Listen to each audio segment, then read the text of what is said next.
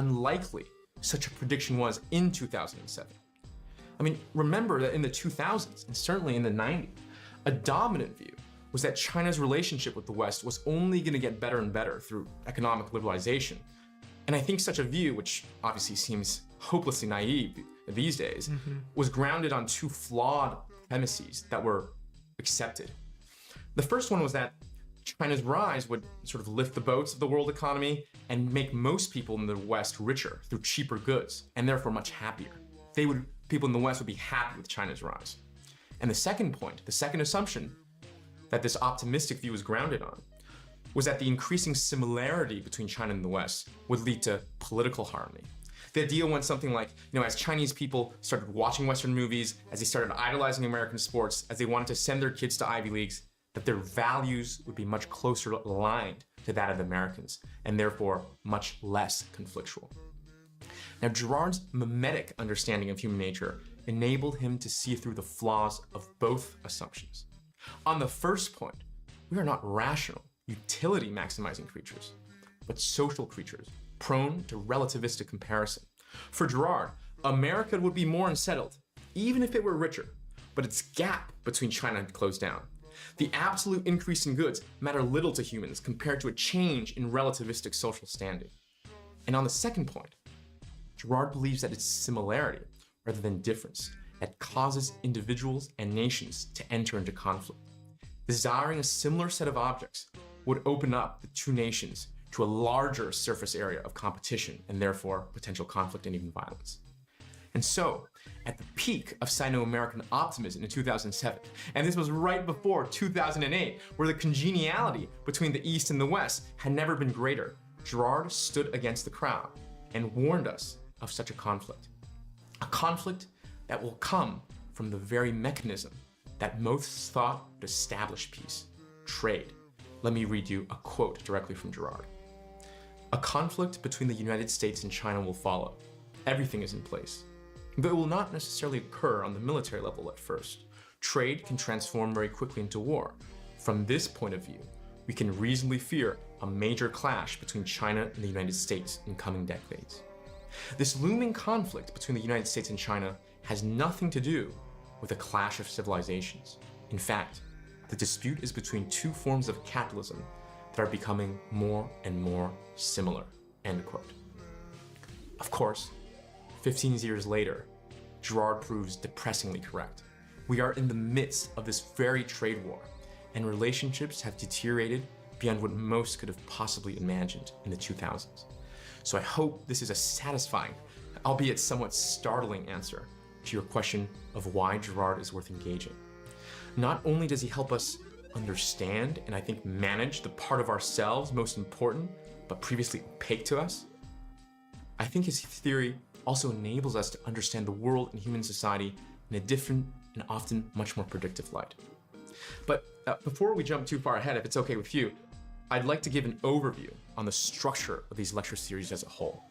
Please do. Why don't you take the lead and I'll jump in with questions and comments. Great. I have two goals over the next 7 lectures, one theoretical and one practical. Theoretically, I aim to give you an encompassing overview of Girard's entire theory, from his psychology to his theology, from his theory on human evolution to predictions for apocalypse, from readings on Greek literature to his critique of modern institutions. I will present to you the entirety of Girard's system. Practically, I wish to show you how this theoretical system applies to your life in modern society through bountiful historical and contemporary examples. We're going to analyze, through a Girardian lens of course, celebrity advertisement, romantic relationships, ritual sacrifice, the relationship between COVID and social unrest, the invention of coinage, social media, the assassination of Archduke Franz Ferdinand, the genesis of law, modern victimhood culture, the philosophical basis of innovation, and much, much more. My goal is not to leave you stranded with sterile intellectual concepts, but to give you a map with which you can identify the Girardian forces animating our world and your life in order to navigate its relatively choppy waters. Now, I've prepared these lectures for a public audience at an intermediate undergraduate difficulty. That is to say, it's not going to be a walk in the park, but no prerequisites are necessary to understand these lectures. Now, we are going to engage quite frequently with the Western philosophical canon, the Hegel's and Plato's and Rousseau's of the world. We're also going to be engaged, perhaps even more frequently, with the world literary mythical canon, the Epic of Gilgamesh, the Hindu hymn to Purusha, the Iliad, the Odyssey, Sophocles, Shakespeare. But rest assured, all of these, along with core Girardian concepts, will be properly contextualized and introduced. There's no prerequisites for these series of lectures other than interest. Now specifically, the ordering of these lectures are as such. This lecture, Lecture 1, will give an overview of Girard's life and his work. It is a condensed summary of this entire lecture series for people who are short on time but still want to get a brief taste of Girard, if you will. And then moving on, for Lecture 2 and 3, we're going to discuss Girard's psychology. Girard focuses on, as you probably can already tell, the mimetic parts of human nature, our capacity and tendency towards imitation. Now, with this psychological grounding, in Lectures 4 to 7, we will dive into Girard's philosophy of history, which starts from the very beginning, man's evolution from ape, and goes to the very end, our imminent apocalypse. Girard thinks the world is literally going to end very, very soon. Now, given that we're going to be talking about such weighty concepts such as apocalypse, the literal end of the world, I wanted to throw out a quick disclaimer here so that I don't receive either undeserved credit or misdirected anger. All of the ideas I'm about to share with you are not mine, but the most charitable reconstruction to Girard. This is not me, but my interpretation of Girard. Now, I have many theological, methodological, psychological disagreements, strong points of contention with Girard. And I could do a whole lecture series just on my reasons for those disagreements, but this is not interpreting B, it's interpreting Girard. I will present to you the most charitable interpretation of Girard I can muster, even if I privately disagree with him.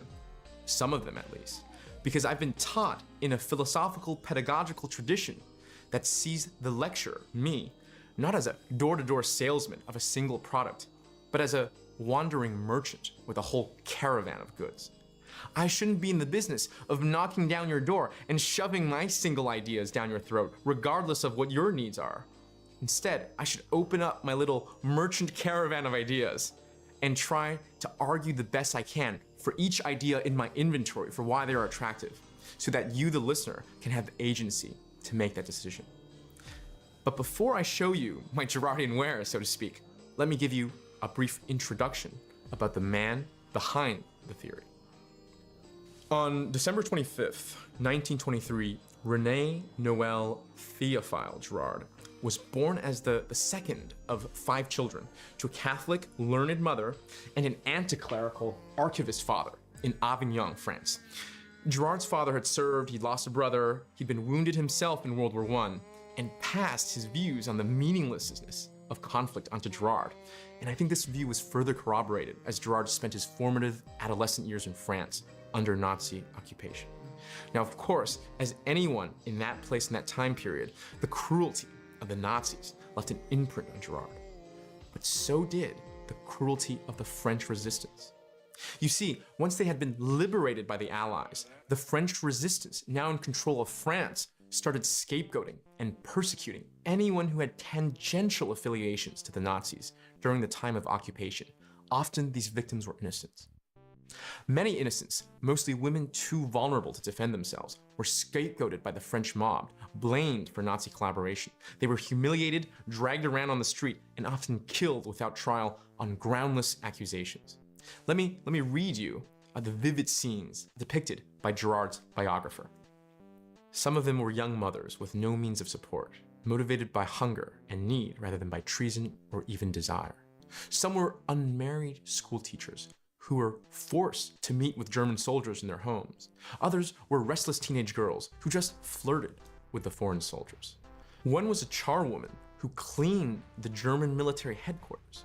There were no trials, only stylized rituals of retribution. A shameful carnival that often included stripping these women to their underwear and loading them onto trucks to drive around the town.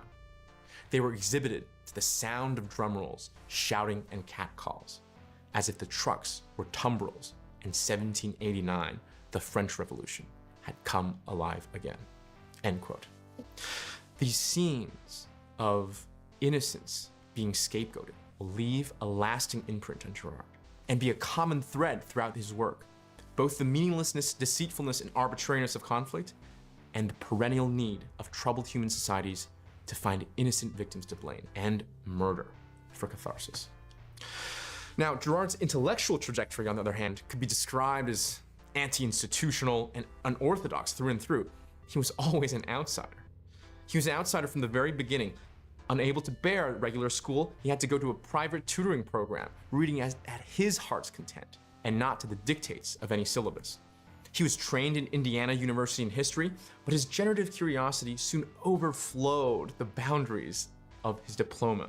He made little contributions to history and was self-taught and an outsider in all the major fields that he did actually contribute to. First, he made his mark in literary theory by articulating the idea of mimesis through close readings of literature. Next, he jumped disciplines into anthropology, where he shed light on the need for scapegoating, and then he jumped disciplines once more to theology, mounting a serious defense for Christianity. Now, despite being accepted into the prestigious French Academy and holding professorships at Johns Hopkins, Buffalo, and Stanford, Girard still remains, to some extent, an outsider in all of these disciplines. The literary theorists have beef with him for not respecting the methods and conventions and fashions of the day.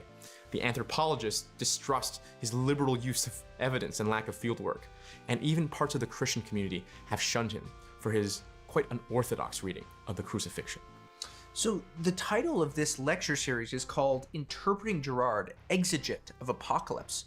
Why do you call him an exegete? Why not philosopher, or maybe something more provocative like prophet? Yeah, well, that's a good question. We're not in the business of drama here, so I think I skipped prophet, but mostly I called him an exegete because that's what he called himself, and I wanted to have respect for his self-conception. You see, he explicitly in interviews rejected both terms, philosopher and prophet, and I think it'd just simply be too narrow to call him a literary theorist, an anthropologist, or a theologian. Now, an exegete is someone who performs exegesis, the interpretation of scripture. And I think that is the most accurate way to understand Girard's system and the vast terrain that he is forced to traverse. You know, he's less a careful, analytical philosopher, but a visionary expanding and articulating a moral insight informed by scripture through all of these domains. I get a feeling that reading Girard, for him, these vast domains weren't these divergent disciplines, these separate buckets that he was dipping his toes into, but simply different manifestations of the same core insight. And I think Girard's aim wasn't to revolutionize literary criticism, anthropology, or theology, but to articulate what he conceived to be the core insight of Christianity. Now that we have some context on Girard the man, let's move on to the meat and bones, the meat and potatoes of this lecture, which is a brief summary of Girard's system. I will attempt to give a reduced and simplistic summary of this entire lecture series, which covers the entirety of mimetic theory, sharing with you Girard's key concepts and conclusions, but probably not the full reasons and repercussions behind these conclusions. Here I will trade precision for breadth. Now, for people who don't have the time for the full 10+ hour lecture series, first, shame on you, but secondly, this could be a summary that should be sufficient for you to get a taste of Girard. Now, for those who are embarking on the full journey with us, I think this summary can be a map for the expansive, tumultuous, and dizzying terrain ahead, for you to gain your sea legs and gain an orientation of the landscape. The best way for me to give you a taste of Girard's system in one telling is to give a comprehensive history of humanity, beginning from man's evolution from ape, all the way to apocalypse. I'll start by summarizing Girard's psychology, how he thought humans were psychologically different from animals. Then I will articulate the problems this unique psychology created for early human societies and their respective solutions. And after that, I will detail how Christianity represents a meaningful rupture for Girard from these early societies. And lastly, I will articulate how Christianity brought us all the way here to modernity, and how it will imminently deliver us to violent apocalypse. So let us begin with psychology. Girard's apocalyptic conclusions begin with a rather innocuous observation: mimesis. What defined for Girard our evolutionary breaking away from our great ape cousins is not reason, it's not truth, it's mimesis. our gradually increasing capacity and tendency for imitation. Now, the best metaphor I can think of to explain mimesis is that of co-vibrating violin strings. Now, when you put two violin strings together in close proximity, as you flick one, a similar frequency of vibration will translate to the other. And I think in a like manner, Girard identifies a species of human behavior. And here I use behavior, for the lack of a better word, in the largest sense possible. Actions, experiences, judgments, intentions that proceed also from copying an external instance of that behavior. Now, humans are social animals through and through, prone to this type of co-vibration. Just as strings on a violin aren't independent, neither are we. Mimesis is the fundamental capacity and tendency to gain access to the subjectivity of others, as well as to reproduce objective cultural forms. In other words, mimesis is what constitutes us as social beings and makes us different from other animals. Mimesis, this tendency to ingest the behaviors and values, what have you, of those around us, is why perhaps prestige and recognition matter so much to us humans. When a majority of a social group that you're immersed in believe something is good or beautiful or believe something should be done in this way or that, we tend to slowly take on and ingest those positions as well through mimesis. And I think our everyday notions of prestige already have an understanding of mimesis. When we say something is prestigious, we are perhaps also saying that on its own, it does not deserve the value we attribute to it, right? When we call prestigious Rolex, Harvard, Bentley, maybe not Cornell, but the other actual prestigious things, partially what we're saying is that the value we attribute to it is not fully accounted for by the objects themselves, but that there's some surplus value where the object doesn't deserve. Girard would say that that surplus value does not come from the object, but our peers valuing it and us ingesting their opinions through mimesis. Now, for Girard, mimesis isn't everything, but everything to some degree is mimetic. The rush of adrenaline that infects you in a roaring and lively sporting stadium, the tribalism of politics, the madness of cults and how they sustain each other's delusions, the passing on of accents, even as animal, as an activity of replenishing ourselves, drinking water. We may still call to mind, however subtly, how our favorite athlete drinks Gatorade, right? That's the purpose of those commercials, to get that in your head. This is how broad and all-pervasive mimesis operates. Humanity, for Girard, would be completely unrecognizable without it. The species of mimetic behavior that most concerns Girard in both senses of the word is desire. It's fine and dandy when what mimesis transmits is accents or cultural codes, but when mimesis converges the desires of people, well, that invites them into competition, conflict, and often violence. Girard separates the entirety of human desires into two species: the desire to be, which he terms metaphysical desire, and the desire to experience, which he terms physical desire. Metaphysical desire is directed at what objects say about me. Physical desire is directed at an experience confirmed by the qualities of the object itself. Let me give you a few examples to clarify. I can pursue, for example, sex for the experience out of physical desire, and what I would be after there would be pleasure or intimacy, feelings in the moment. But I can also pursue sex for being, what having sex with a certain type of person really says about me, right? And this is a real psychology that people have. This is the psychology of the Don Juan or the coquette. For these people, sex is no longer about sex, but something more core to their identity. They are not out there to experience something, but to prove something. Or take another more trivial and mundane example.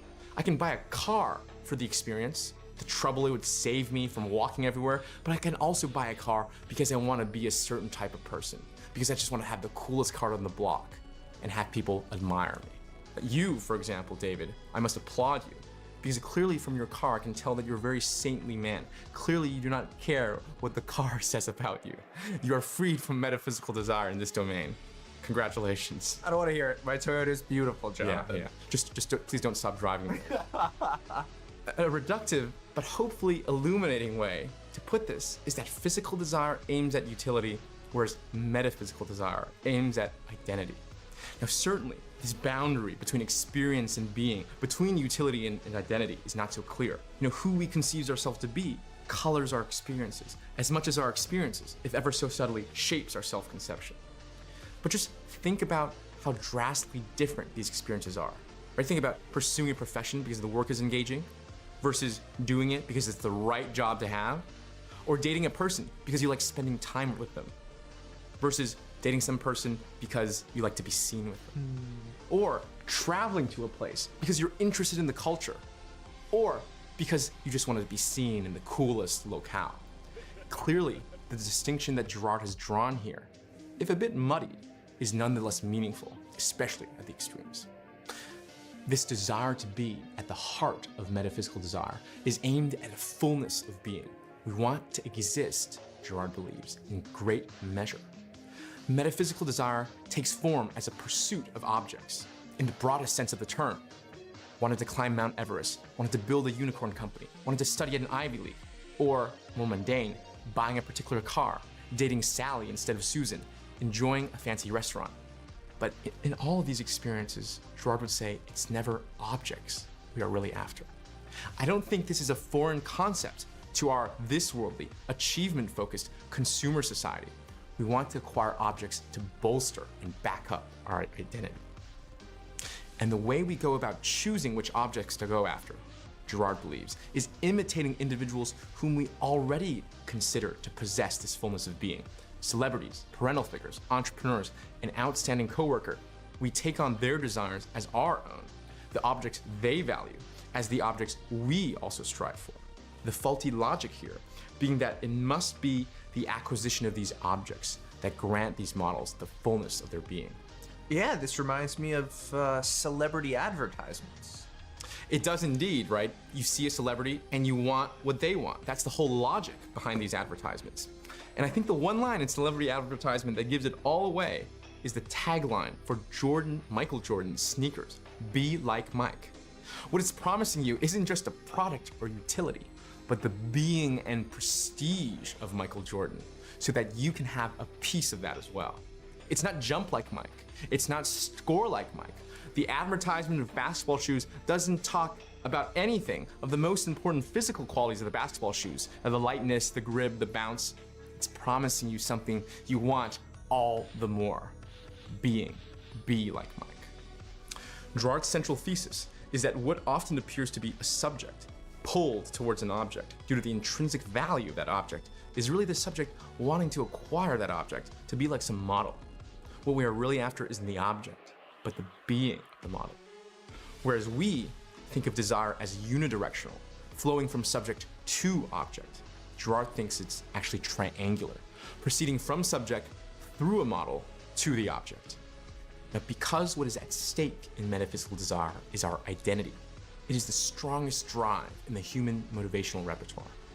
I think it's quite obvious when we are motivated by such a drive because we can become obsessed and compulsive. We think that achievement, obtaining the objects that metaphysical desire wants, will fully transform us. I think in different stages of our lives, metaphysical desire usually directs us towards a limited set of objects. For me, first it was a specific toy that I really wanted, and then a weapon in World of Warcraft, and then dating a person, and then an Ivy League, etc., etc. I think we're always oriented at different stages in our lives towards something, and these are the objects pointed to by metaphysical desire. These are objects in each period of our life that take on a disproportionate weight, such that you define progress as inching towards the object. And whenever it slips away, however subtly, however minutely, your heart just thuds and you feel a deep existential despair. Romance provides a good example here. Often you won't even be after the woman that you're interested in, and you won't be that interested. And what'll happen is all of a sudden there's another suitor who comes along and they are interested in this woman, and all of a sudden you get excited about this person too. And it is in that competition that we are inflamed by the mimetic spirit. But then there's a second point here about this existential dread that we can feel. You ever feel those tremendous highs and lows in the early stages of talking to a woman or something, and you'll be so excited because the texting is going well, you'll be skipping down the halls, and then all of a sudden she won't respond. And you're freaking out, you're texting your friends what's going on here, you can't sleep that night, and you wake up in the next morning, your alarm clock goes off, and you see a text, and she's responded. Now you jump out of bed and you wake up faster than a double shot of espresso. That's precisely the right example to think of. In fact, Girard would commonly go to romance as his canonical examples of metaphysical desire, and these two qualities you mentioned. First, the object not contributing anything or too much to desire, as well as these bipolar swings, all make romance, or at least the iterations you've described, as textbook examples of metaphysical desire. And look, Girard's point is, even in as intimate a domain as romance, our desires are, if you'd excuse a pun, helplessly penetrated by those of others. Even our desires for our partners tend not to be informed fully by our partners, but by people around them. Girard's point is, if even such a personal desire can be so external in origin, then the same must also be true for other domains as well. Career choice, political orientation, aesthetic taste, philosophical opinions. This is a full-scale attack on the modern conception of individuals who can form their own decisions through reason, who have an authentic core of desires to tap into. Now, if this attack was not already threatening enough, Girard's next point will make it all the more so and further problematize authenticity. Just as mimesis and metaphysical desire can make people conform, they can also make people diverge. Put in another way, even a breaking away from the group in a so-called carving one's own path can be radically socially determined. I mean, think about it like this. The logic of metaphysical desire is to pursue the objects associated with those who do have a fullness of being, right? And so a natural continuation of this logic is to avoid or distance oneself from objects associated with those we conceive to be as having a deficiency in being. We both want to be like the cool kids, but also distant and be different from the social outcasts. Here's an example. The tech elite with their plain t-shirts are not independent from Girard's perspective Good from the morning, stats JD. games of finance finally addressed elite.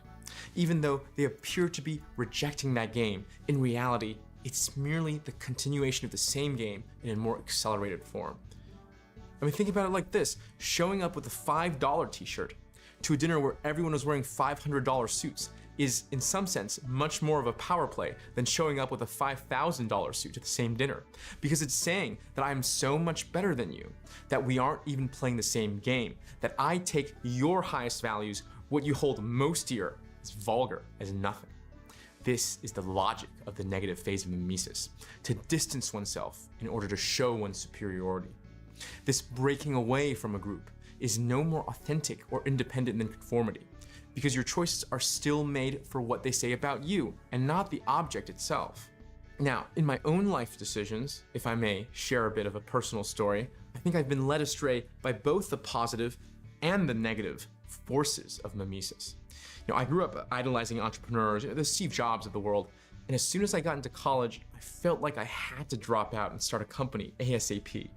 And so I did. My freshman spring, I dropped out, I raised a small round, and the company crashed and burned out of vanity. And it's not that I didn't enjoy building companies, that's not why I was led astray by mimesis, but the degree to which I desired it, and the urgency of which I felt like I had to achieve it, not unlike your romance example, was disproportionate to the value of the object itself. In other words, I desired being an entrepreneur and not necessarily the processes of building a company. Now, when I did go back to school as a sophomore, a semester later, out of resentment for my peers who had dropped out and did build successful companies, I think I went the other direction, rejecting the worldly altogether, switching from CS to philosophy, going to a Buddhist monastery. For 3 years, I didn't do that much at all in industry out of resentment. Now, rejecting industry and building companies was my moral weapon to secure victory over my more successful peers, to turn my failure into a triumph. But this was equally, if not more, inauthentic and perverse. Now, the same story goes. It's not that I didn't enjoy philosophy and Buddhism. The degree to which I pursued it, and certainly the degree to which I renounced the world, was not genuine. It wasn't reflective of how much I liked philosophical and meditative practice, and certainly not how much I disliked the worldly, active life of industry. And I think I really did miss out on valuable career opportunities because I was too resentful to engage. This carving of my own path was just as socially determined. It was a form of coping so that I didn't have to feel lesser than my more successful peers. As a society, I think we all recognize this first move of conforming to this dropout culture as socially determined, as prestige-seeking, as not authentic. But I think the second move of rejecting the group is just as socially determined, in that it was still primarily the relationships with people that determined my choices, not for the choices themselves. Admiration led me to converge in the first case, and resentment led me to diverge in the second. The direction is different, but the essence is the same. But of course, in our society, to break away from the group, to carve one's own path, so to speak, is thought to be a sure sign of independence. But that is not so. Girard here is trying to tear down what he conceives of as the romantic lie. The lie goes something like this. At the bottom, we're all individuals with a core of what we can call the authentic self. And then there are these layers of social constraints, one on top of the other, with the origins external. The way to access authenticity, so this romantic lie goes, is by following one's heart with a bold breaking free of the group, peeling away of these social layers. Girard says, not so fast. This breaking free from the group can be just as socially determined as rigid adherence. You're confusing difference for autonomy, you're confusing distance for independence, and you're confusing originality for freedom. The reality is, we can just as easily be socially determined by rejecting a group out of resentment as we can by conforming to the group out of admiration or peer pressure. Mimesis operates positively and negatively. Mimesis and metaphysical desire, then, entrap us in every direction, both in conforming as well as in breaking free. Man is shown to be a social creature through and through. If you take one thing from Girard's psychology, it is this. The most powerful and explanatory element within the human psyche is our sociality. Our values, our political orientation, aesthetic taste, and even philosophical positions are heavily, often primarily determined by others in deep and often unconscious ways, and not chosen for their own sake. We may think our desires are our own. We may think we desire our spouse just because of who they are, or at the very least because of their physical attractiveness, but Girard shows that even this turns out not to be the full extent of the story. We may think reason can hold the reins and guide our decisions, but this social dimension of ourselves is often much, much stronger. Reason pretends to be its steward, but in reality is its lawyer and spokesperson, engaged in, more often than not, post hoc rationalization. Oh yeah, of course, I want to be an entrepreneur because I want to change the world for the better. Or on the other hand, of course, I would never be an entrepreneur because industry is vulgar and capitalism is immoral. The reasons we give for our decisions often come after we've already sworn allegiance to those decisions due to ulterior social motives. Now for Girard, our mimetic natures, the extent to which we are socially determined, is what differentiates us from animals, and the main direction of human evolution from ape. This direction of evolution is not, as commonly thought, the increase of our ability to reason and grasp truth. After all, Girard would say, other animals engage in truth-seeking behaviors as well. There's echolocation, there's tapping into magnetic fields, there's night vision. These are all truth-seeking activities. But we are the only animals who create gods, who tell stories, who spin up fictions, who would go to war for an abstract conception of honor which we can neither taste nor smell nor touch, who would trade food and shelter for pieces of paper, who would die for myths and gods that clearly never even existed. Animals are the sober ones. We are the nut jobs. What makes us unique for Girard is not our ability to determine truth, but our capacity to believe in lies insofar as others around us do as well. For the modern mind, this is a deeply alien conception of human nature, and it opens a Pandora's box of questions. What does it mean to protect individual freedom if we, like co-vibrating violin strings, are never truly free to begin with? How can we follow our own authentic desires if every part of our psyche is so helplessly external in its origin? How is the democratic process not as arbitrary as the whims of a single dictator if we are so easily influenced and swayed by the mob? These will have to remain questions for now, wrestled with over the course of the next 7 lectures, because mimesis presents us a much more pressing and threatening problem in this evolutionary story that we must now turn to. Everything we've talked about up until this point, what we've discussed so far, are the core psychological faculties that define humanity. Now, let us jump back into Girard's history to see the unique challenges which this psychology brings about. We are officially moving from psychology to history. As early humans evolved to be more and more mimetic, the simple dominance hierarchies that were able to contain animal groups started breaking down. The ideas go something like this. Dominance hierarchies, where there's a clear chain of alpha to beta to gamma all the way to omega, works fine if there's little mimesis.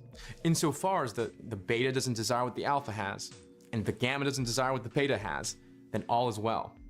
But the mimetic tendency of early humans started to become so strong that there started to be frequent cross-pollinization of desires across the hierarchy.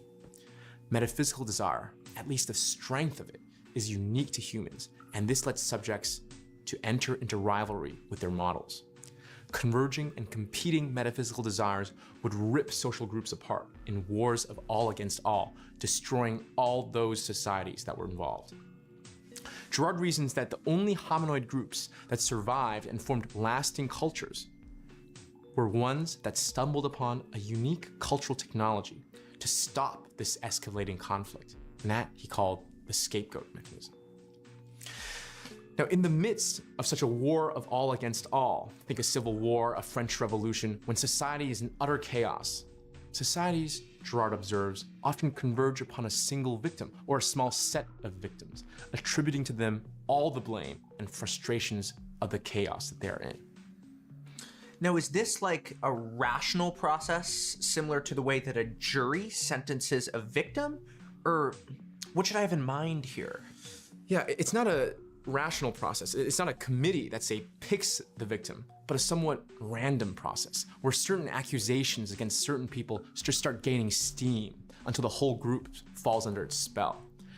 Think about the randomness of the French Revolution rather than a calculated drone strike. I think that's what you should have in mind here.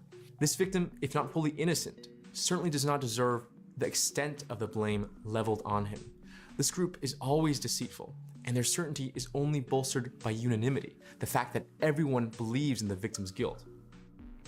This victim will be expelled, often murdered very brutally, as the group gains a cathartic release and peace is restored. There are, unfortunately, too many examples of innocent scapegoats throughout human history. Think about Socrates' trial and death at the hands of the Athenian jury. Think about the Black Death, which was blamed on witches and witchcraft. Think about the Nazis scapegoating the Jews for German decline. Think about McCarthy-era witch hunts persecuting innocents under the crimes of communism. It's not enough, Girard reasons, for us to find guilty parties, but we want to find one radical source of evil to blame everything upon.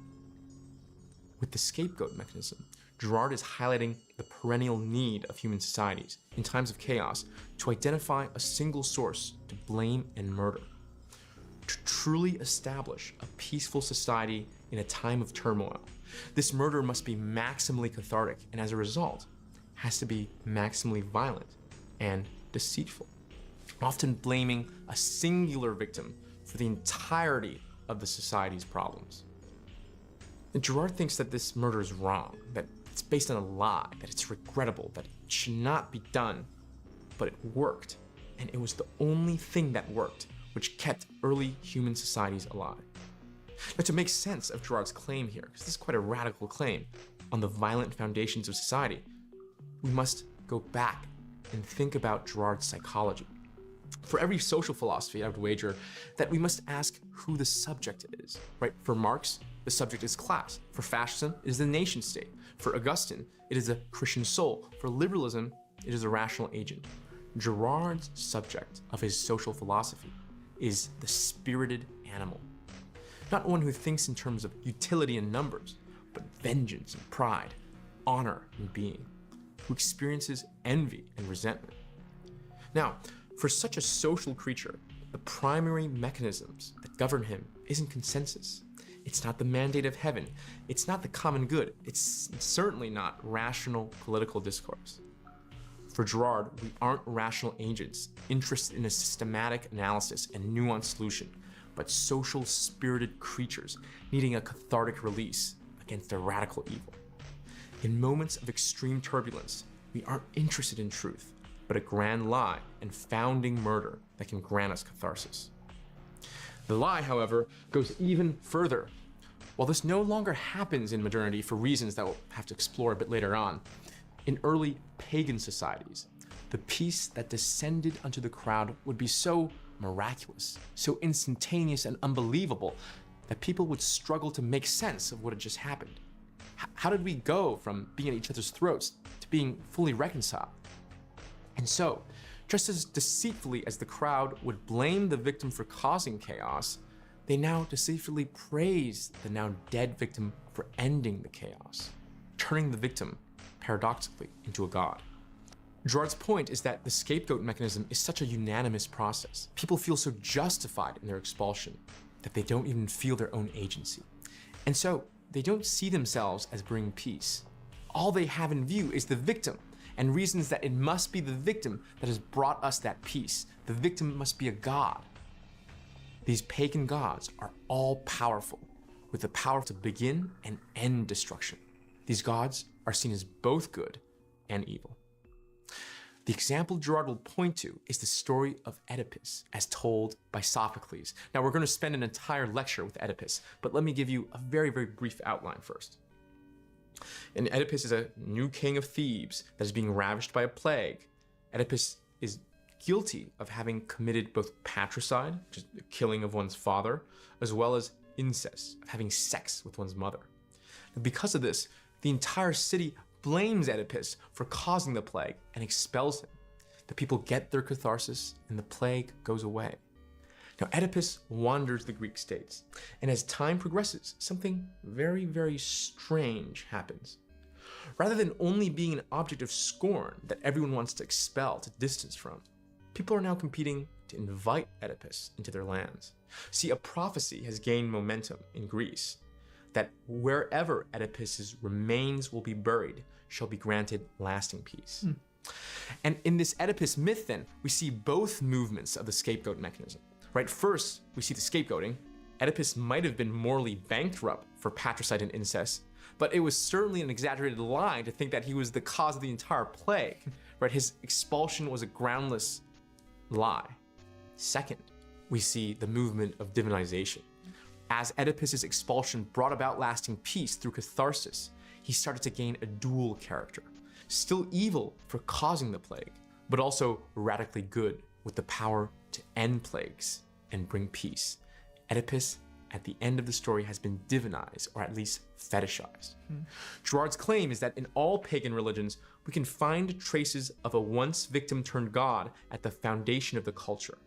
We will investigate in due course across this entire lecture series the Nordic myth of Baldur's death that resembles a collective expulsion, the Greek myth of the birth of Zeus and its eerie similarities to murder, and the Hindu hymn to Purusha, where a Genesis deity is sacrificed with his remains giving birth to Hindu society and its castes.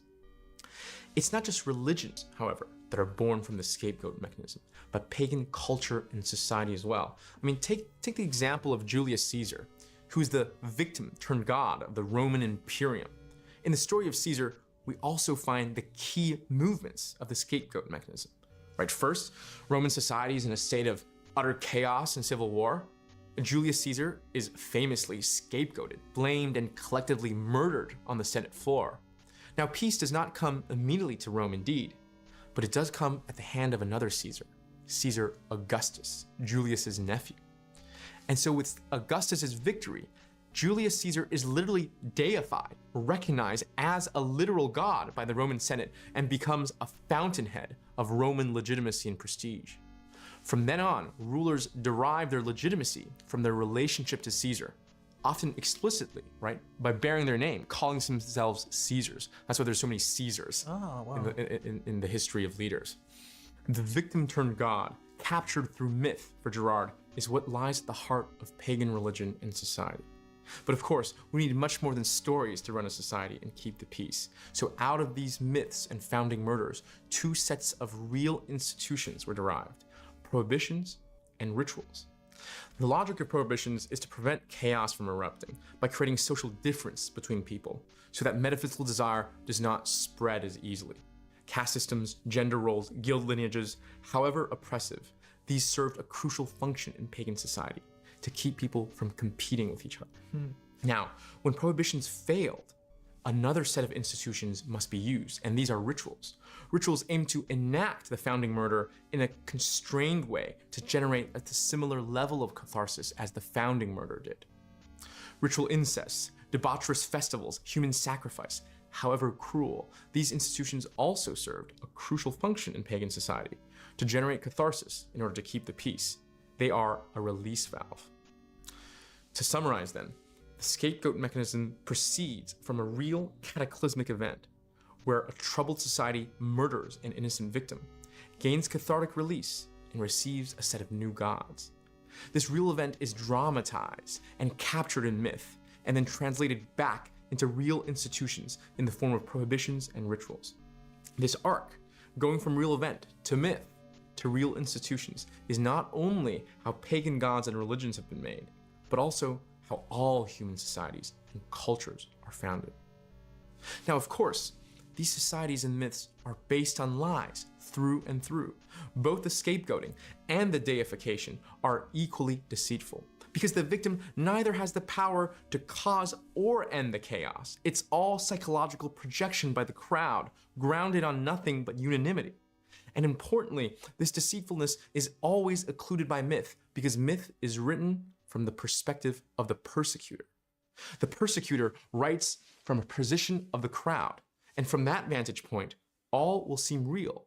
The blame, the praise, the deification are all deserved and not mere projections. But more importantly, none of this could be revealed, because if they were, then gods would lose their powers if people realized that it was they themselves who, through unanimity, projected the power onto them. It's all deceitful and all arbitrary. This explanation of pagan religion by Girard, then, begs an important question. Why is Girard a Christian? Prima facie, Christianity perfectly conforms to this logic that he attributed to false pagan religions, right? There's civil unrest in Jerusalem, where Christ eventually gets crucified. There's obviously Christ's unjust scapegoating and murder on the cross. There's the resurrection and divinization. There's the mythologization through the Bible. And then there's the institutionalization through the Catholic Church and many of its prohibitions and rituals. The question is this: how can the Christian story be true for Girard, but the pagan religions be false? Girard's answer is that the Christian story is indeed going to have the same structure as pagan religion because Christ is going to be scapegoated. But there's one crucial difference. Christianity will be the first story told from the perspective of the victim. Remember, pagan myth always sides with the murderers. It always believes in the guilt of its victims. Sophocles' telling of Oedipus affirms the judgment of Thebes, that Oedipus was indeed responsible for the plague because of his patricide and incest. Or take the founding murder of the Roman Republic, that of Romulus and Remus, where Romulus kills Remus to establish Rome. The canonical telling here, again, paints the killing as, however regrettable, as justified by Remus's hubris and transgression from ignoring Romulus's city's boundaries. What the Bible is doing then is to tell the same type of story as pagan religion, but from the other perspective. Not the perspective of the persecutor, which all pagan religion has been told from, but the victim. I mean, think about it. What does the Bible tell us? He tells us that Christ is not guilty. Even his sentencer, Pontius Pilate, declares his innocence. The mob that convicts Christ is shown to be arbitrary, the true source of evil. The sentencing of Christ is depicted as unjust through and through, with the charges against Christ nothing more than psychological projections by the crowd. This is what that story tells us. And of course, the whole story is written down and told to us by the disciples, the side of the victim and not the persecutor. Christianity tells the story of scapegoating, but from the opposite, truthful side. We are like jurors who have been hearing the criminal's lies for so long in pagan religion, suddenly exposed to the truth of the victim's testimony. The crucifixion exposes the lies of all religions to show that the mob is deceitful, the victim is innocent, There's no sacred pagan power that is merely projection. This is the fundamental, resounding message that comes out of the crucifixion for Girard. And it is a message that will expose and begin to tear down the scapegoat mechanism, slowly but surely. From this moment on, we will be reading myths in the light of the Gospels, which allows us to see through their lies. Christ's innocence and unjust persecution through the proliferation of Christianity becomes the dominant lens through which we will view the world from then on. We will always be looking out for unjust persecution. We will always be siding with the victim. We will always be aware of the deceitfulness of the mob. Christ knows that reason alone, that an analytical articulation of the scapegoat mechanism like the one I just provided you, is not enough to shake societies out of this perennial cultural practice. What we need is an equally compelling story that shakes us into a radically new mode of seeing the world. To your point, I'm always surprised by how much of our secular world is grounded on Christian concepts. I think of the Protestant work ethic, our concern for victims, human rights, Yeah, and this is how powerful the Christian story is. We are all, in a sense, living in a Christian paradigm, even if we're not explicitly Christians, because Christianity grounds the fundamental philosophical intuitions of modernity. Christianity, then, for Girard, is the religion to end all religions, the myth to end all myths, the founding murder to end all founding murders, by exposing their violent, unjust, and deceitful origins. The right metaphor to think about Christianity and pagan religion, then, is the relationship between a vaccine and the original disease. The efficacy of a vaccine to neutralize the original disease lies in its proximity, not its radical difference, right? Structurally, the COVID vaccine is very similar to the original COVID disease, just with a few tweaks. And it's that similarity is what makes it an effective COVID vaccine and not like a polio vaccine, for example. The Bible, then, for Girard, is a myth vaccine. And so, the strategy of many modern Christians to show that the Bible has nothing to do with the myths of yore, that it is radically different, is misguided. I mean, take the Epic of Gilgamesh, one of the first known myths of Mesopotamia. Modern Christians blush at the similarities between this myth and the Bible, right? There's a quest for a fruit of immortality from the tree of eternal life. These are things that both exist in the Bible as well as the myth of Gilgamesh. There's a deceitful snake eating a fruit and robbing us of our immortality. And there's also great floods from which the chosen are protected. Girard would say, look, don't blush and don't try to distance the Bible from these myths. The Bible is effective because and not despite of its proximity to myths. The Bible is a Trojan horse that frees us from pagan religion from within. Girard's surprising conclusion is that Christianity is a demystifying force here to end all religions. The Christian moral paradigm takes away the core foundational bedrock of all early human societies. Slowly but surely, Christianity allows us to decode and escape from the scapegoat mechanism, which cannot function if people know that the victim is innocent. If the victim is shown to be innocent, then catharsis cannot be achieved. Without catharsis, there's no peace. Without peace, there's no deification. Without deification, pagan worldly institutions lose their prestige, and without prestige, they can no longer properly function. Christianity takes humanity out of cyclical time, demarcated by these relativistic moral paradigm shifts, and accelerates us towards a linear trajectory.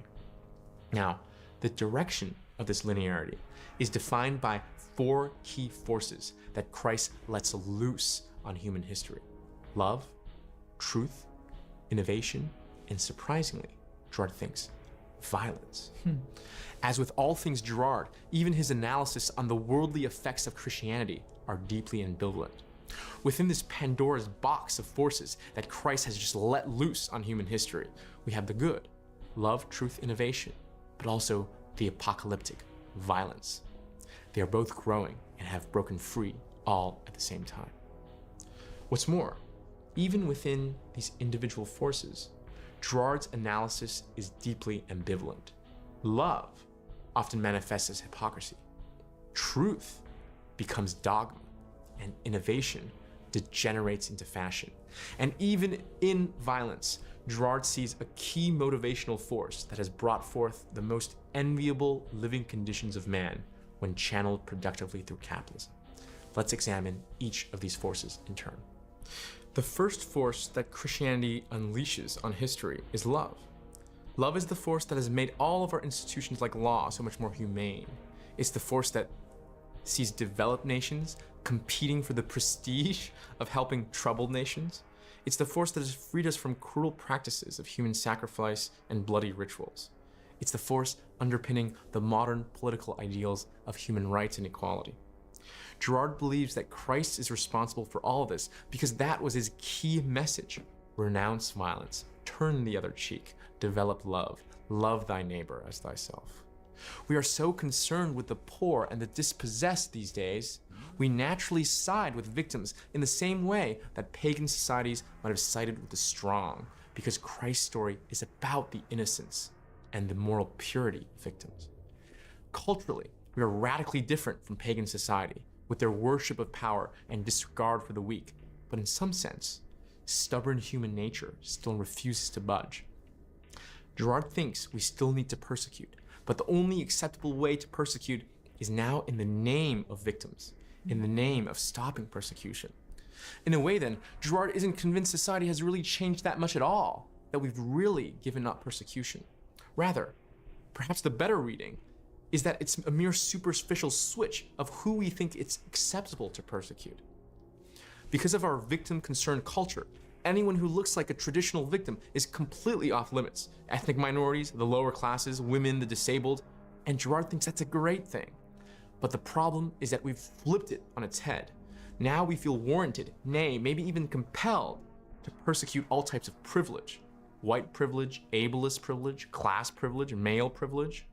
Girard has this to say, I'll give you a quote.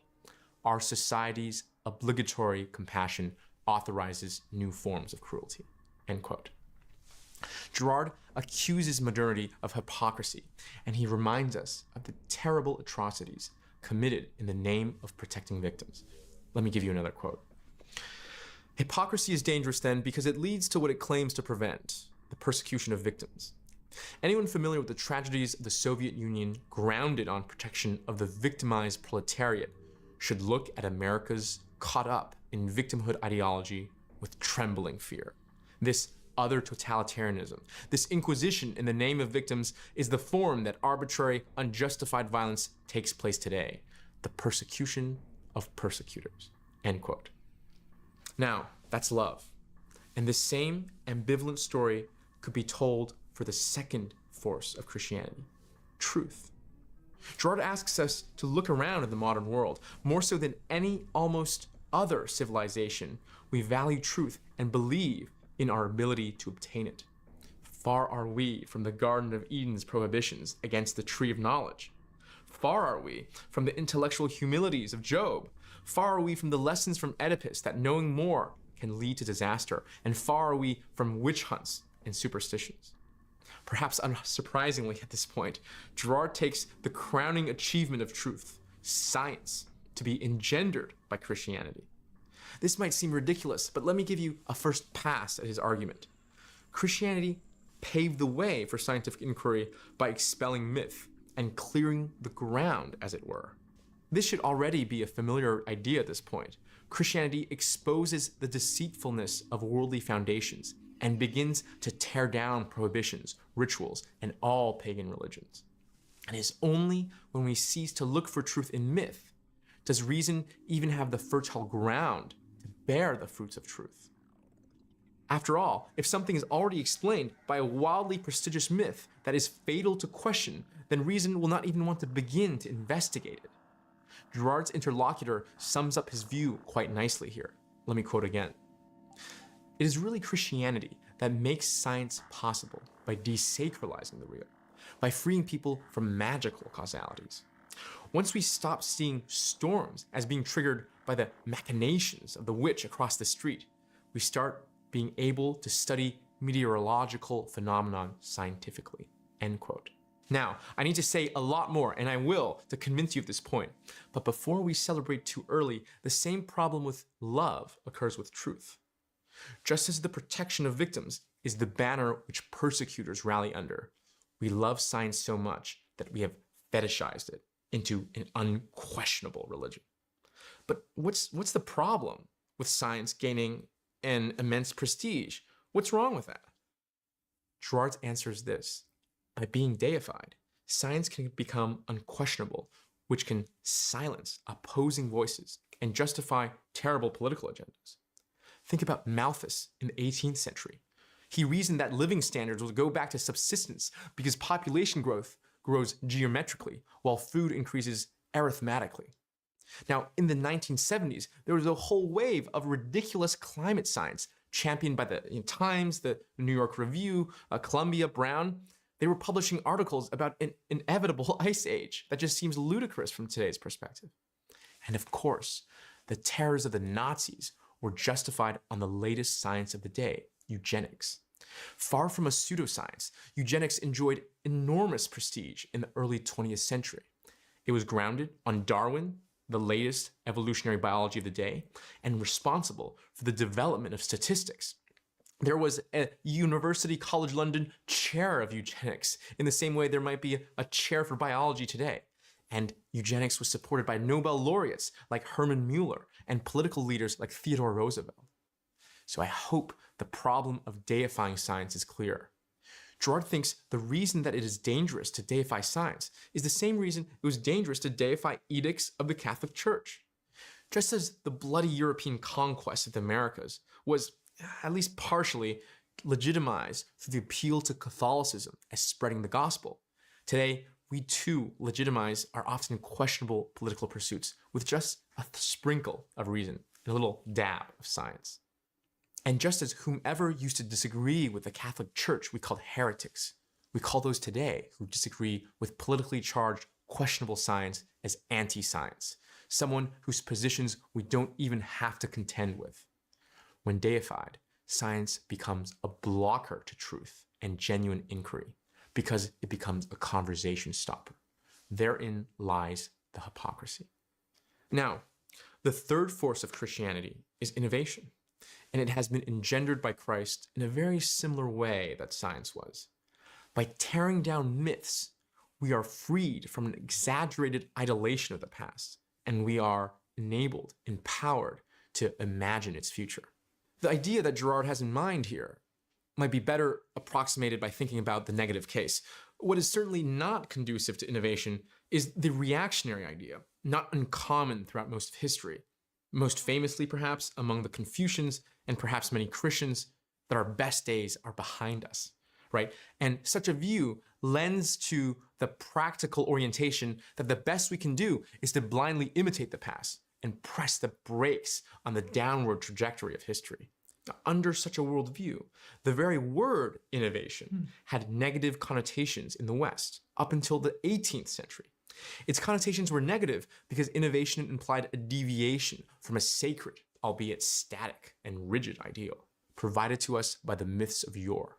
Innovation before the 18th century was synonymous with heresy. Now, such an exaggerated respect of the past is often grounded on a religious belief in a mythologized past. Christianity frees us from this blind worship because it is a force, according to Girard, of course, that tears down mythologization. It reveals to us what we once thought of as immutable, as arbitrary, so we are free to experiment and innovate. One of the surprising things that I've seen is this weird anti-correlation between mythologizing the past and innovation. And I started to get this hunch when I would spend time around Silicon Valley types, and you have dinner with them and they boast about their knowledge of the world. But then you start talking to them about the history of their own industry, and it's not something that they think or talk about a lot. And I compare that to the people I've met in the oil industry or the finance industry, these older and more established industries, where the people who I meet there, they know the history of their industries cold. You know what I mean? Yeah, and that's a very interesting observation that there is a negative correlation between how innovative an industry or a person is against how much they know about history, or at least seem to respect it. Yes. And I think Girard would say that the difference between the tech industry and the oil industry is the same difference between modernity and pagan society, that we are much less idolatrous and concerned with the past, and as a result, much more oriented towards the future due to Christianity. Now, as we are freed from the grips of the past, innovation has brought about drastic technological and social change. Clearly, if you just look around our world, right, there's the mastery of travel and land, air, and sea. There's the victory over disease and starvation, the political systems, gender norms, money. Western civilization, at least in the past few hundred years, is defined by and prides itself with change. Now, the problem with innovation is the same problem with love and truth, hypocrisy. We've now fetishized innovation. We are conforming to contrarianism. We are obediently rallying under the banner of originality. Girard has this to say. It's so good that I'll quote it in full. The modern world rejects imitation in favor of originality at all costs. You should never say what others are saying, never paint what others are painting, never think what others are thinking, and so on. Since this is absolutely impossible, there soon emerges a negative imitation that sterilizes everything. More and more, often they're obliged to turn their coats inside out and with great fanfare announce some new epistemological rupture that is supposed to revolutionize the field from top to bottom. This rage for originality has produced a few rare masterpieces and quite a few rather bizarre things. The principle of originality at all costs leads to paralysis. The more we celebrate creative and enriching innovations, the fewer of them there are. For 2,000 years, the arts have been imitative, and it's only in the 19th and 20th century that people started refusing to be mimetic. Why? Because we're more mimetic than ever. Rivalry plays a role such that we strive vainly to exercise imitation, end quote. The problem that Girard is identifying here, with categorically rejecting imitation and idolizing innovation, is that imitation and meaningful innovation are often inseparable. You need to imitate and gain mastery first before you can make any real innovations. History is littered with examples where repetition, replication, imitation is a necessary precondition for innovation. Think about Goethe, who was a master of reproduction, reproducing the great poetic forms before he pioneered his own. Think about the industrial powers that started off as mere copycats, but grew into innovators in their own right. Let me read Girard again. It began with Germany, which in the 19th century was thought to be at most capable of imitating the English. And this at the precise moment it surpassed them. It continued with the Americans, in whom, for a long time, the Europeans saw mediocre gadget makers who weren't theoretical or cerebral enough to take on a world leadership role. And it happened once more with the Japanese, who after World War II were still seen as pathetic imitators of Western superiority. It's starting up again, it seems, with Korea, and soon, perhaps, it'll be the Chinese. All of these consecutive mistakes about the creative potential of imitation cannot be due to chance, end quote. Girard's point here is that by fetishizing contrarianism, innovation, originality, and by rejecting repetition, replication, imitation, we paradoxically doom ourselves to never make any meaningful innovations whatsoever, because innovation is dependent on imitation. Now, as you can see, even the three quote-unquote good forces of modernity are deeply ambivalent. Culture has fundamentally changed. There's never been a society as loving, truthful, and innovative as ours. But stubborn human nature refuses to budge. We still need to persecute, to deify, and to conform. And so, the perversities of modernity, for Girard, all take on the shape of hypocrisy. Persecution under the banner of protecting victims. Rigid adherence to scientific dogmas under the guise of free intellectual exploration. The most derivative of imitations, packaged as radical innovations.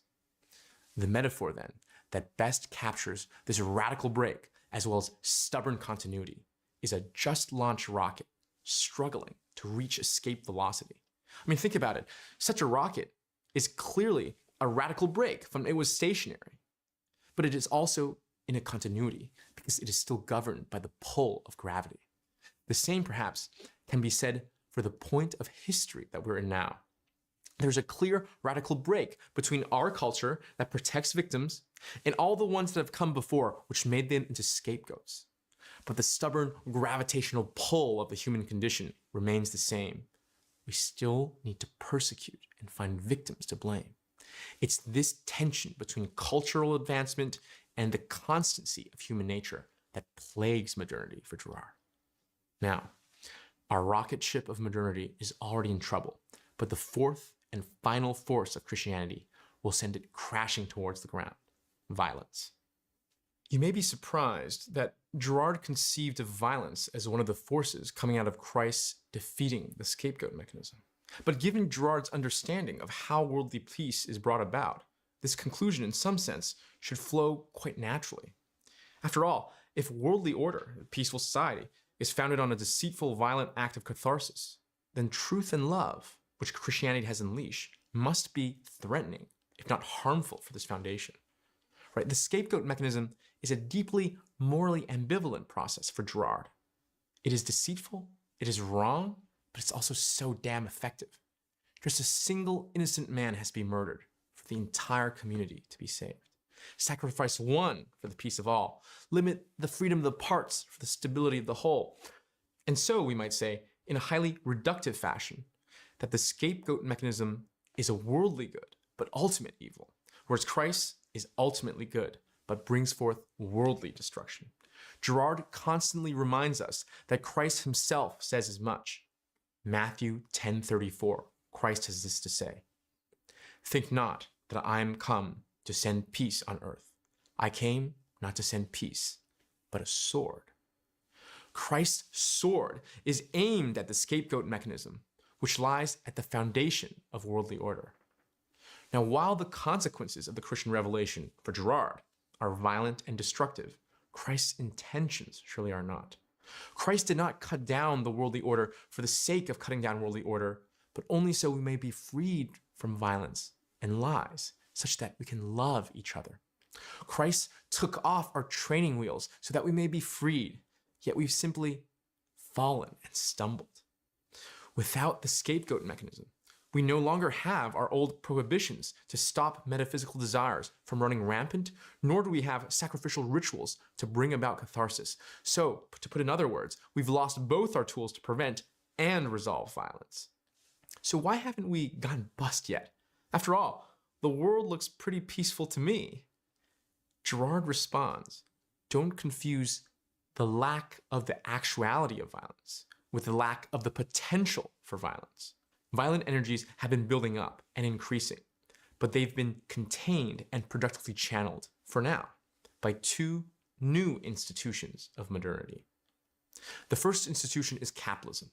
Capitalism is the channel that absorbs and productively directs violence. Now, let me be clear that when Girard says that capitalism is a channel for violence, he doesn't have in mind, whipping slaves to build the pyramids, but that the same violent competitive energies of glory, of pride, of desire for conquest are the dominant ones driving capitalism today. Girard reminds us, I quote, "It is not by chance that the European aristocracy went into business once heroes and warriors went out of style," end quote. Girard's point is that when we peek behind the motivational curtains of actors in capitalism, we shouldn't expect to find a desire to help others. We shouldn't even expect to find a materialistic greed. Instead, what people are really after are the same social goods: recognition, honor, prestige, glory. The princes and heroes of yore who would have amassed armies now find themselves competing to make products and services. Girard warns us such. Don't be fooled by the altruistic aims that capitalistic actors so desperately advertise. It's the same drive that drove Achilles to kill Hector, that drove Germany to invade France, that drove Caesar to capture Vercingetorix, that underpins our world economy today. It's funny, you're referencing ancient stories there, but even today, I'll look at my friends who are successful entrepreneurs, and a shocking percentage of them were criminals in high school. Right. And I think that the same energy that drove them to be criminals, what capitalism does is it redirects that energy towards entrepreneurship. Yeah. And I think this is both a deep critique of capital, right? That it's fundamentally driven off these spirited, irrational forces, but also a deep praise of capitalism, right? What a miracle it is today that people who seek revenge, who seek glory, who seek domination, who seek an outlet for their criminal energies have to do so. Not by killing millions in zero-sum wars as people have done for thousands of years, but they have to compete in making better products and services for others. What a miracle. Girard's analysis on capitalism is deeply ambivalent. Now, capitalism can only properly function in this way when it is supported by law. Law is the second important institution of modernity that contains violence. For Girard, law only works in situations where there's an entity with a monopoly over violence that can arbitrate between disputing parties. Law does not bring about peace through catharsis, nor are the edicts of law justified on the prestige of some deity. It keeps peace by threatening you with more violence. If you, the injured party, aren't satisfied with the outcome of trial and seek private vengeance by killing or hurting the criminal who injured you, then the state, right, will come after you and punish you with more violence. Law only functions when there is such a powerful entity with a monopoly over violence that can easily overpower disputing parties. That's where its efficacy stems from. This is why, within a single nation, laws are often inviolable and sacrosanct. Yet between nations, right? Think the laws of the UN or the Geneva Convention. These laws, without an entity, without a monopoly over violence, are so often transgressed with little consequence. For Girard, capitalism is this bubbling stew of violent competitive energies that must be contained by law if that violence is not to overflow. That is why Girard thinks the dike will break where capitalism intersects the weakest points of law in between nations, in global trade. Global trade is where national pride and competitive energies are piled up, yet there is no monopolistic force of violence to arbitrate law between parties. Under this light, let me read you Girard's startling predictions 15 years ago once more. He said this again at the height of Sino-American optimism, when popular wisdom all believed that relationships between China and the US would only get better through trade. I quote to you again, "A conflict between the United States and China will follow. Everything is in place, though it will not necessarily occur on the military level at first. Trade can transform very quickly into war. From this point of view, we can reasonably fear a major clash between China and the United States in the coming decades." Now, if such a war between colossal nation states were to actually happen, it could very well be the last war. With the invention of nuclear weaponry, Girard thinks we genuinely do live in an apocalyptic moment where the entire world can go up in flames in mere minutes. What is unique about the nuke isn't its singular destructive force, right? The firebombing of Tokyo, the Mongol mass murders, I think are all comparable to the devastation of a singular nuclear strike. What is unique about the nuke is that it forces rivals to utterly destroy each other at the first glimpse of provocation. Unlike firebombing or a Mongol horde that takes time to maneuver through terrain, there are no frictions to unleashing your entire nuclear arsenal. Before the nuke, nations fought wars like a boxing match, taking time to maneuver, resting in between, with fatal blows rare and often taking a very long time. The nuke allows nation states to fight wars like a duel, an instant and fatal escalation. In many ways, it's worse than a duel because it allows the dead party to shoot the person who is alive. Even if you nuke my entire landmass into oblivion, my nuclear submarines can still avenge me post-mortem. This is what it means by mutually assured destruction.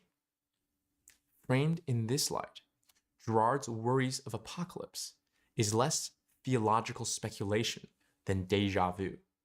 On October 27, 1962, a Soviet submarine armed with a nuclear-tipped torpedo was located and targeted by an American carrier group, dropping signaling depth charges, essentially like underwater bombs, intended to destroy the submarine. At the height of the Cuban Missile Crisis, the crew in that submarine had completely lost contact with Moscow for days and thought that a new world war had broken out. They were debating and considering whether to fire the nuke, believing that they were under direct attack. Now, this submarine required all 3 senior officers to agree to launch the strike. 2 of them decided to do so. Only one officer's stubborn refusal prevented an almost certain nuclear attack and likely Armageddon. This is how close we were. The will of one man was all that stood in the way. With the collapse of the Soviet Union, the specter of apocalypse has long faded from the public imagination, but Girard prophesizes that this ghost of yore will soon return to haunt us once more. If the end of the world had a beginning, I think we could do far worse than attributing it to the invention of the nuclear bomb. So how ought one live in the end times? With apocalypse around the corner, what ought one do? Girard's answer is brief as it is unsatisfying. Withdraw. Withdraw from the world. Leave it all behind. Tend to your own garden. There's nothing you can do to stop apocalypse. You're only going to muddy your own moral character by trying to get involved in such a mess. Withdraw. Stay away from it all so that you can nurture your soul. The kingdom of God will not be established here on earth, but perhaps we can preserve ourselves to be worthy of it in heaven. On November 4th, 2015, Girard passed away peacefully in his home in Stanford, California at the age of 91, leaving us in deafening silence, stranded in an apocalyptic moment with nothing but the advice to withdraw. This is how Girard's story ends and where our lectures will also come to a screeching halt. Hopefully, I've given enough reason already to engage with Girard and continue with these lecture series. I fear that as time progresses, Girard will prove to be, if you'll entertain another metaphor, a seismograph of history, able to feel the slight tremors that would balloon to tectonic shifts before others even know that we are standing on a fault line. Girard begins his final work as such. This is an apocalyptic book. It will become more understandable with time because, unquestionably, we are accelerating swiftly towards the destruction of the world." End quote. Unfortunately, his most unlikely prediction of worsening Sino-American relationships has already been made more understandable with time. On the topic of apocalypse, I desperately hope Girard is wrong, but I fear that he is right. If he is right, then Girard is worth engaging because he is one of the only guides to help us navigate the end time, one of the few Virgils left who still take apocalypse literally and seriously. However, I would be a deceitful merchant of ideas if I also didn't share with you why you shouldn't engage with Girard or continue with these lectures. There's a common metaphor given about philosophy. Philosophy is often compared with medicine, that it has the power to cure our souls and societies, and I think that's a quite apt metaphor, but just not taken far enough. Because just as medicine has side effects, so do philosophies. And I wish that philosophers wrote on the side of their books the unwanted side effects of their philosophies as pharmaceutical companies did on their drugs. Warning: disdain for the material world if you take too much of these Platonic dialogues in one sitting. Caution: more than one dose of Nietzsche a day makes patients with pre-existing health conditions descend into uncontrollable rage. Side effect: erectile dysfunction if you take these Buddhist sutras too seriously.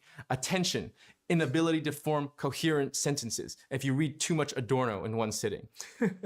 Just as a drug will course through your veins and infiltrate your entire system, Girard's ideas will latch themselves onto your psyche and colonize your worldview. So we must ask, what are the side effects of engaging Girard? I've presented to you the red pill, but as any honest merchant, I must also tell you why you should take the blue pill instead. The likely but not necessary side effects of Girard are threefold. First, alienation. Girard will likely show your most intimate, long-held desires, ones that your entire identity have been staked on, as external and alien. The career you've always wanted since you were 4, the type of person you wanted to marry since childhood, the political cause that you've dedicated your life to, your core desires will likely be thoroughly alienated and shown to be external and perhaps even perverse. Mimetic theory could also alienate you from others. From this point going forward, you will have trouble fully participating in any political or collective activity, always aware of the deceitfulness of mimesis and the madness of crowds. Second, inaction. Girard is the most ambivalent writer that I've ever come across. What should we do with the scapegoating? Well, on one hand, it's a huge lie. You're killing innocents. But on the other, it is the only way that pagan societies have brought peace. Should we fight to remove caste systems? Well, if you don't, then you will subject people to arbitrary distinction, meaningless oppression, grounded on nothing but lies. But if you do, you open them up to competition of all against all. Metaphysical desire will burn through their communities and set it ablaze. Should we participate in capitalism? Capitalism is a competitive cesspool of violent energies that has brought about the most lovely, prosperous, and peaceful society known to date. If you are looking for clear-cut answers, or even answers at all, you've come knocking on the wrong door. Go to a Marx or Hegel instead. The extreme ambivalence in all of Girard's ideas, in addition to his deep pessimism on the human condition and history, tends to incapacitate those who've digested them a bit too thoroughly. Third, and certainly not least, the side effect of Girard is hopelessness. By now, the point should be familiar. Apocalypse is imminent. There is nothing you, nor I, nor anyone can do about it. If you do wish to remain hopeful after understanding and digesting Girard, just know that that hope is going to have to come from you and not Girard. You are going to have to dig yourself and all of us out of this apocalyptic hole. Girard really has nothing left to offer. Turn back while you still can. I have warned you thus. Now, to those stubborn or perhaps morbidly curious enough to continue, I can only heed one last time against continuing on these lectures by echoing what Dante inscribed on the gates of hell. Abandon all hope, ye who enter here.